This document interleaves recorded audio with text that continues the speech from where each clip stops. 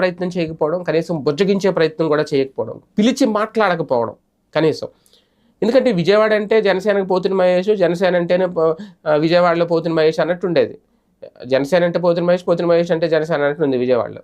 ఖచ్చితంగా Vijayawada west seat వస్తుందని చెప్పి చాలా ఆశపడ్డారు ఆయన. చాలామంది ఫిక్స్ అయ్యారు కూడా, ఆయనకి తప్ప ఇంకెవరికి ఇస్తారులేని.